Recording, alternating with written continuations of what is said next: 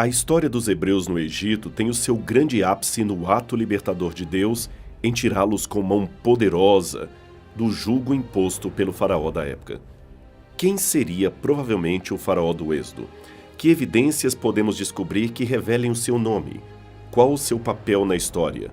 Nossa equipe continua sua jornada pelas terras do Nilo a fim de descobrir evidências, pistas e fatos que não apenas verifiquem a realidade histórica da Bíblia, como também apresentem um contexto que ajude a compreender o que de fato aconteceu há 3.400 anos. Sol escaldante, areia, cansaço. Das ruínas do Antigo Egito para sua tela, o Evidências investiga agora a história do Êxodo, a história do povo de Israel. Evidências, temporada especial, Egito.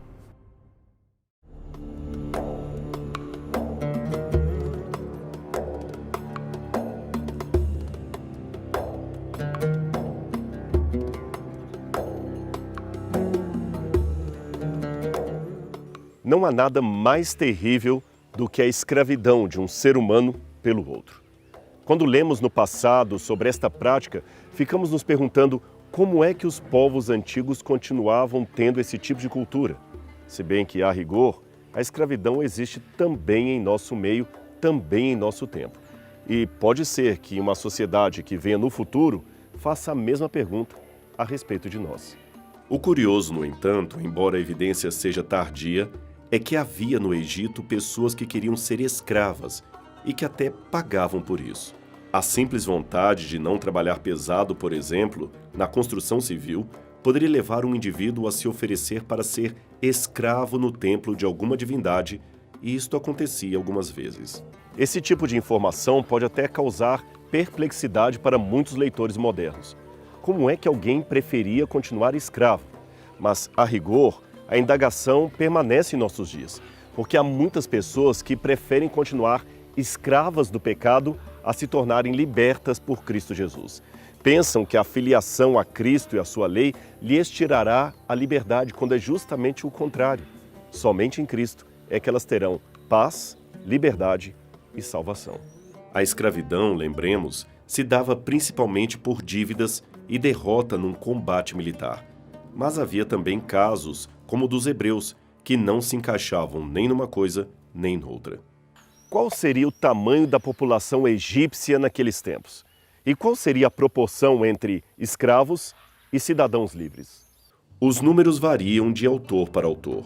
Guilhemet André, por exemplo, autor do livro Egito, diz que na época das pirâmides, a população do país quase que dobrou, de 850 mil no começo do terceiro milênio para mais de 2 milhões por volta de 1800 a.C.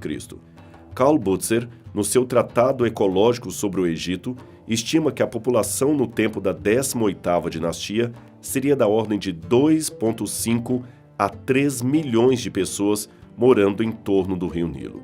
E, finalmente, David O'Connor, em Uma História Social do Antigo Egito, é o mais otimista, oferecendo um cômputo de 2,9 a 4 milhões de pessoas durante o regime do Novo Império.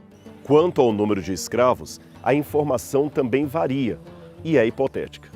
Considerando que havia no auge da 18ª dinastia 40 mil tropas fixas no Egito e todas dependiam da mão de obra escrava para alimentar os soldados através da agricultura e plantio, e considerando ainda que os principais estudos da área sugerem um percentual de 8 a 10% de escravos, calcula-se que haveria no Egito em torno de 200 a 400 mil indivíduos em trabalho escravo. Este número é apenas uma estimativa, é claro, mesmo assim é muito desconcertante em relação ao relato bíblico referente à quantidade de hebreus escravos que havia saído do Egito. Mas sobre esse assunto falaremos mais tarde. Por enquanto, vamos falar um pouco sobre o encontro entre Moisés e o faraó do Egito, que por sua vez materializa o conflito cósmico entre o bem e o mal. Mas, antes, e para explicar melhor esse fenômeno, esse contexto, eu preciso falar de um inseto que é muito comum no Egito. Isto mesmo, um inseto. É esse indivíduo aqui, andando rápido pela areia do deserto. Ele parece estar com muita pressa. Seu nome científico é besouro caprófago, ou mais popularmente, o besouro do estrume. Ele tem o estranho hábito de construir uma bola de estrume e rolá-la pela areia do deserto de um buraco a outro. Os antigos egípcios viam nisto uma metáfora do modo como o Sol, uma bola de estrume gigante, seria retirada de um buraco no horizonte da Terra e rolada pelo meio do céu até ser depositada noutro buraco. Por isto, eles criavam a imagem de Kepri, um deus autogerado, representado como tendo um corpo de homem e um rosto de besouro. Esse deus era ligado ao Sol. Os egípcios acreditavam que Kepri tinha todos os dias a tarefa de puxar a bola solar de um horizonte, rolá-la pelo meio do céu e depositá-la do outro lado no outro horizonte.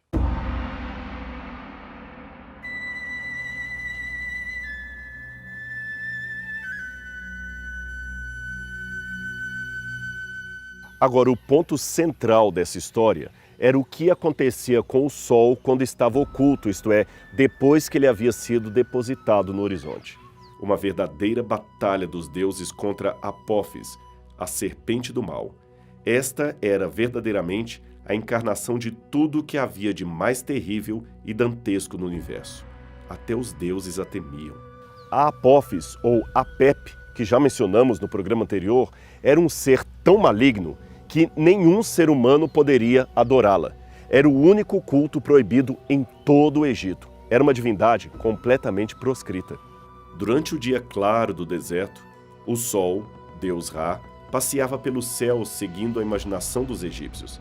Ele era então conduzido, ainda de acordo com esta imaginação, por uma barca solar. Mas atrás do horizonte, poderes das trevas aguardavam para prendê-lo e trazer as trevas eternas sobre o planeta Terra. Então todos os deuses se reuniam e até aqueles que eram inimigos se juntavam para defender o Deus Sol contra Apófis e permitir que o Sol atravessasse o submundo da escuridão, renascendo na manhã seguinte do outro lado do planeta. E quem combate os deuses? A terrível Apófis, a serpente do mal. Esta ilustração do Livro dos Mortos dá uma ideia do enredo. Navegando no submundo, você pode ver a barca solar que leva o Deus Sol e atrás dele estão Horus e Thoth. Quem espeta a serpente é Set, o irmão de Osíris. Interessante que Set é considerado na mitologia egípcia como um deus mau, o deus das trevas, aquele que traiu seu irmão Osíris. Mas neste caso, até ele, Set, se une aos demais deuses na luta contra a Apófis. Esta era uma batalha que ocorria todos os dias, ou melhor, todas as noites, e os sacerdotes faziam questão de relembrar o povo acerca dela, seja através de desenhos, ritos ou ilustrações tumulares, que traziam à lembrança o fato de que, enquanto todos dormiam, os deuses batalhavam pela salvação do universo. O nascer do sol no dia seguinte era, portanto, a garantia de que os deuses, mais uma vez, venceram Apófis e todos podiam ficar tranquilos, mas apenas até a noite seguinte. Diferente do Deus dos hebreus, os deuses egípcios não eram onipotentes. E como seria de se esperar, eles precisavam da ajuda humana para lutar contra o mal, para lutar contra Apófis. Este antigo papiro ilustrado traz o que seriam orações de encantamento que deveriam ser feitas à noite para enviar reforços aos deuses na batalha pelo renascimento do sol. Uma série de rituais era feita noite após noite no palácio do rei por sacerdotes e magos bem treinados para o ofício. Eles eram guerreiros humanos participando espiritualmente da batalha dos deuses. Os sacerdotes costumavam fazer modelos de argila da Apófis, jogar este modelo no chão, pisar sobre ele, cuspir, lançar xingamentos e encantamentos. Isto fazia com que eles tivessem poder político ao lado de Faraó, porque Faraó, como monarca do Egito, sabia muito bem a força que os sacerdotes tinham sobre a religião, sobre o povo e sobre os seus mitos. Os sacerdotes, lembremos, eram também mágicos de Faraó, pois a magia, mais do que entretenimento, era a demonstração do poder divino. Os rituais mágicos asseguravam proteção a Faraó e a todo o seu povo. Diferentes de outras sociedades patriarcais, os egípcios também admitiam mulheres como sacerdotisas. E veja que interessante essa imagem onde a sacerdotisa carrega 2 varas ou cajados, ambos em forma de serpente. Isto valia para o mundo dos deuses. Veja o deus Thoth diante de Sete, o primeiro carregando 2 cajados, também em forma de serpente. Enfim, cajados que viravam serpente, sacerdotes e sacerdotisas que conheciam encantamentos e magia, era o que garantiria o sono de Faraó e de toda a população do Egito. Por isto, quando Moisés e Arão jogam no chão o cajado, este se transforma em serpente, uma serpente que engole as demais feitas pelos mágicos. A cena se torna muito emblemática. Lembra o que falamos em programa anterior sobre engolir a magia um do outro? Engolir a magia significava ter mais poder que o outro. E é exatamente isso que acontece diante de Faraó. É muito provável que o comparecimento de Moisés diante de Faraó tenha se dado no início de um dia, quando Faraó estava seguro, pois o sol havia acabado de nascer e seus mágicos e sacerdotes tinham mais uma vez realizado um bom trabalho. Mas aquele embate, lembremos, não era sobre quem faria o melhor truque, mas acima de tudo era uma luta espiritual. E os egípcios acreditavam que tudo aquilo relacionava-se ao conflito contra as forças do mal, contra Opep. Veja essa imagem do deus Horus, ainda menino, segurando 2 serpentes pelo corpo e pisando sobre crocodilos. Agora, esta Apófis ou Opep, eu várias vezes vou repetir os 2 nomes que o mal tinha, era às vezes simbolizado como uma serpente, mas também como um crocodilo ou como um dragão. É por isso que Êxodo capítulo 7, verso 10, em algumas versões da Bíblia, está traduzido como dragão ou como crocodilo. Em outras palavras, Moisés conseguiu trazer perante Faraó os seus piores pesadelos. Faraó convoca em vão seus sacerdotes. Nenhum deles poderia livrá-lo das mãos do Deus de Israel. Então 10 pragas se abatem sobre o Egito, uma após a outra. E Faraó continuava teimoso, duro, mesmo diante de tantas demonstrações do poder de Deus. Essas terríveis pragas tinham por objetivo conduzir Faraó ao arrependimento e revelar que Yahweh é o único e verdadeiro Deus, o Deus soberano, o Criador do universo.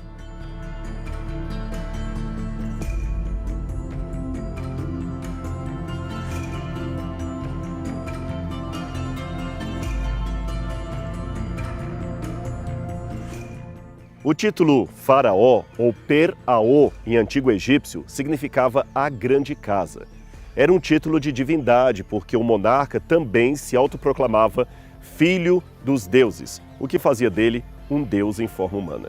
Além do falso deus Ra, os egípcios criam em um panteão de outros deuses que eram todos tidos como responsáveis pela vida, fertilidade, imortalidade, etc. Sendo que os israelitas foram reduzidos à escravidão por muitos anos, os egípcios, por meio de seu contato com eles, tiveram uma oportunidade ímpar de conhecer acerca do verdadeiro Deus. As orações dos hebreus chegaram até os ouvidos de Yahweh, o Deus de Abraão, de Isaque e de Jacó. Ele então mandou Moisés e Arão para libertar o seu povo e também anunciou os castigos que viriam ao Egito caso Faraó e seu povo negasse aos hebreus a liberdade que eles tanto pediam. Um dos objetivos das 10 pragas era revelar a grandeza, o poder e a soberania de Yahweh como o único e verdadeiro Deus, em contraste com as falsas divindades adoradas no Egito. Faraó deveria reconhecer e confessar que o Deus dos hebreus era supremo e o seu poder estava acima do próprio rei e da nação que ele governava. As pragas foram terríveis juízos contra os egípcios, seus deuses e sua falsa religião. Mas como tudo isso aconteceu? Por que aquele tipo específico de flagelo? Por que o Nilo se tornou em sangue? Por que as trevas cobriram a face da terra do Egito? Por que os primogênitos morreram? Haveria algum significado mais profundo por detrás de tudo isso? Cada uma das 10 pragas foi dolorosamente literal e dirigida contra algum aspecto da falsa religião. A primeira praga, a transformação do Nilo e de todas as águas do Egito em sangue, foi uma ofensa ao deus Nilo, a personificação de Rapi, que acreditava ser o deus da fertilidade. Tal praga resultou na morte de peixes e foi, portanto, um duro golpe contra a religião egípcia que venerava algumas espécies de peixes. As rãs também eram animais sagrados para os egípcios, e um de seus ídolos, a deusa Heket, tinha justamente a cabeça de uma rã. Eles supunham que ela possuía poder criador, embora o principal propósito dessa praga fosse punir os opressores de Israel, também atrairia desprezo por seus muitos deuses pagãos. A grande multiplicação de rãs fez com que a deusa Heket parecesse maligna, como se ela mesma houvesse atormentado o povo ou não tivesse poder para livrá-los das rãs. As superstições dos egípcios os obrigavam a respeitar criaturas que a praga lhes fez odiar e que, se não fossem divindades, teriam sido destruídas. Na terceira praga, Arão estende o seu bordão e fere o pó da terra, que se torna em piolhos, piolhos que infestaram os homens e o gado por toda a parte no Egito. Os magos tentaram inutilmente reproduzir os mesmos fenômenos, mas reconheceram sua limitação e sua incompetência. Chegaram a admitir: tudo isto é dedo de Deus, como está em Êxodo capítulo 8, verso 9. Atribuía-se ao deus Tot a criação do conhecimento, da sabedoria, da arte e da magia, mas nem mesmo esta divindade pôde ajudar os magos a imitar a terceira praga. Este foi mais um golpe contra a falsa religião dos egípcios. A quarta praga consistia em enxames de moscas que infestariam todo o país. Um novo elemento é introduzido a partir dessa praga: a distinção entre os egípcios e os adoradores do verdadeiro Deus, Êxodo capítulo 8, verso 22. Enquanto as casas egípcias eram infestadas pelos enxames de moscas, os israelitas na terra de Gósen não foram afetados, Êxodo capítulo 8, versos 23 e 24. Aqui uma nova chance foi oferecida a Faraó e seus imediatos, mas eles continuavam duros em sua decisão. Foi anunciado com antecipação o dia em que o juízo divino cairia sobre o rebanho egípcio em forma de pestilência sobre os animais. Novamente, há uma linha de separação entre os hebreus e os egípcios. Do rebanho de Israel, nenhum animal foi atingido, enquanto todo o rebanho de Faraó acabou morrendo. Êxodo capítulo 9, versos 6 e 7. Essa praga certamente atingiu de cheio a mais popular forma de adoração às divindades que havia no Egito. Especialmente Apis, deus sagrado de Mênfis, e Hathor, a vaca celestial, protetora das gestantes, da fertilidade e de todo o Egito. Até aqui, os magos egípcios estavam presentes quando os milagres foram realizados. Embora tivessem reproduzido algumas falsas imitações utilizando-se de ciências ocultas, nesta ocasião, a praga caiu tão forte sobre eles, com tanta severidade, que não podiam continuar com seu trabalho. Em vez disto, fugiram para suas casas, não continuaram com Faraó. Eles estavam em busca de proteção e um tratamento que não conseguiam. Foi fixado o tempo para o começo da sétima praga, a chuva de pedras. Ela deveria cair sobre o Egito no dia seguinte, caso o Faraó não se arrependesse e não deixasse o povo hebreu sair. Esse pedido de tempo determinado testificaria ao rei que Yahweh é o único Deus, o Criador do céu e da terra, e que toda a natureza, animada e inanimada, está sujeita ao poder de Deus. A praga dos gafanhotos destruiu toda a vegetação que havia sobrado da devastadora chuva de pedras e demonstrou que Yahweh tinha também controle absoluto sobre esses elementos da natureza. A nona praga era para ser a mais temida de todas, a escuridão total do Egito.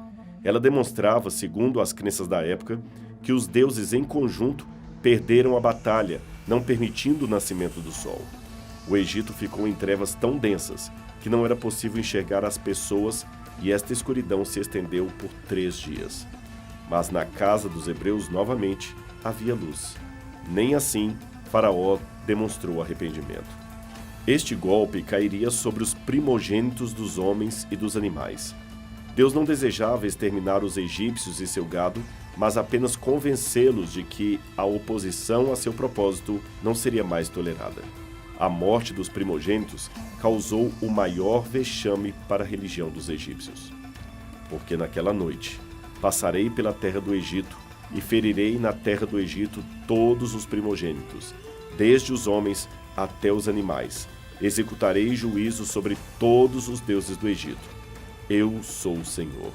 Êxodo capítulo 12, verso 12.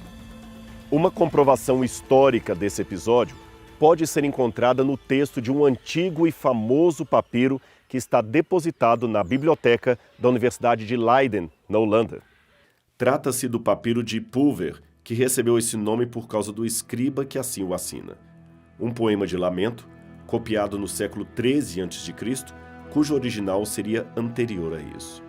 Há alguns que pensam que o nome Ipulver seria a combinação de dois outros nomes, Ipu, que quer dizer príncipe, e Ver, que significaria um nome próprio. Outros pensam que seria o nome de um escriba produzindo um texto de poema de luto semelhante às Lamentações de Jeremias. Mas veja uma comparação entre o dito poema e o texto bíblico. Moisés levantou o seu cajado na presença de Faraó e seus oficiais e atingiu a água do Nilo, e toda a água foi transformada em sangue. Os peixes do Nilo morreram e o rio cheirava tão mal que os egípcios não podiam beber sua água. O sangue estava em todo lugar no Egito. Todo o gado dos egípcios morreu, mas nenhum animal pertencente aos israelitas morreu. Quando Moisés estendeu o seu cajado para o céu, o Senhor mandou trovão e granizo e relampejou até o chão, e o Senhor choveu sobre a terra do Egito. De fato, portas, colunas e muros estão queimados, em que o fogo subiu alto e o seu ardor saiu contra os inimigos da terra. Por todo o Egito, granizo atingiu tudo nos campos, tanto pessoas como animais. Derruba tudo o que cresce nos campos e despoja cada árvore.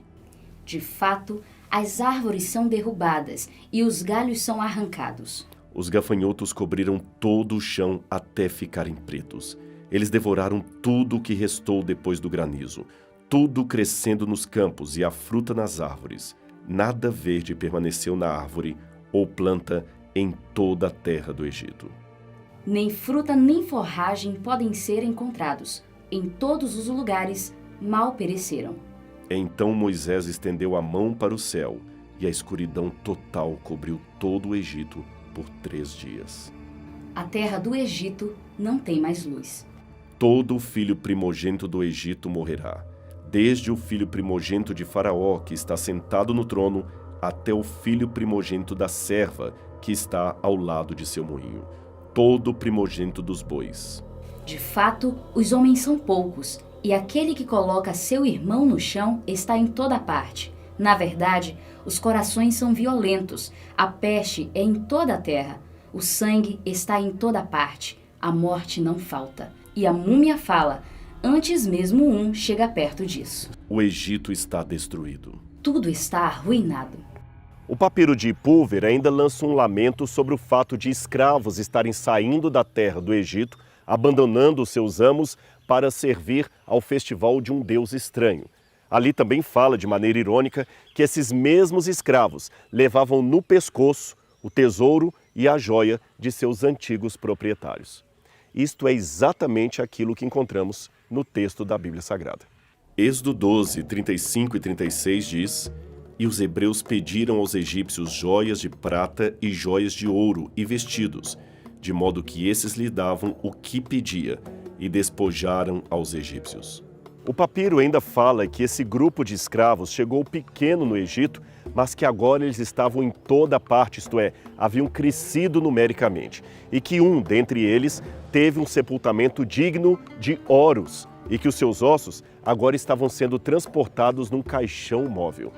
Seriam essas anotações aquelas que evidenciam a história bíblica das pragas, do povo de Israel crescendo e também da retirada dos ossos de José do Egito? É bem provável que sim. Moisés recebeu ordem de congregar primeiramente os anciãos de Israel, os mais nobres e justos dentre eles, os quais desde muito se haviam afligido por causa do seu cativeiro, e declarar-lhes uma mensagem de Deus, com uma promessa de livramento.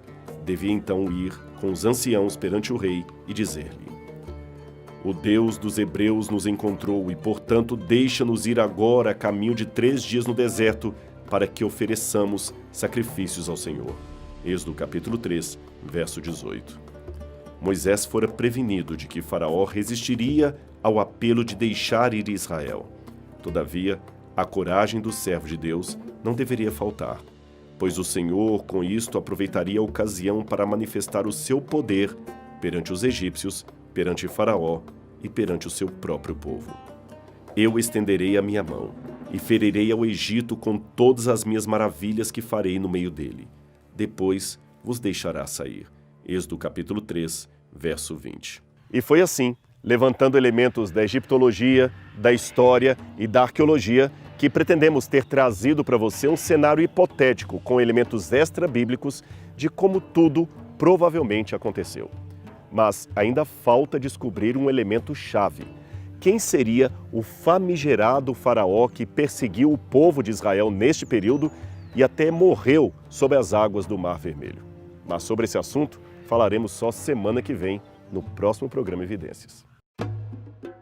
Semana que vem no Evidências.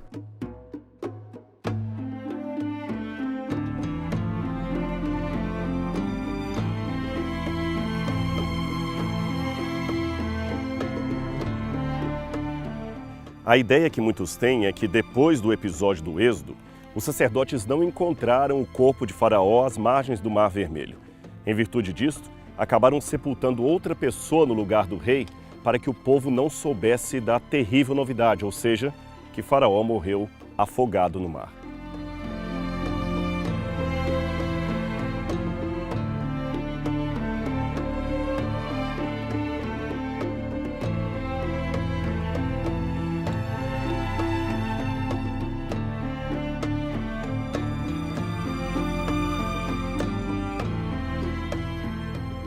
O curioso é que o papiro de Pulver, aquele que menciona as pragas do Egito na ótica de um egípcio, também fala que o faraó morreu sem ter, digamos, um velório apropriado.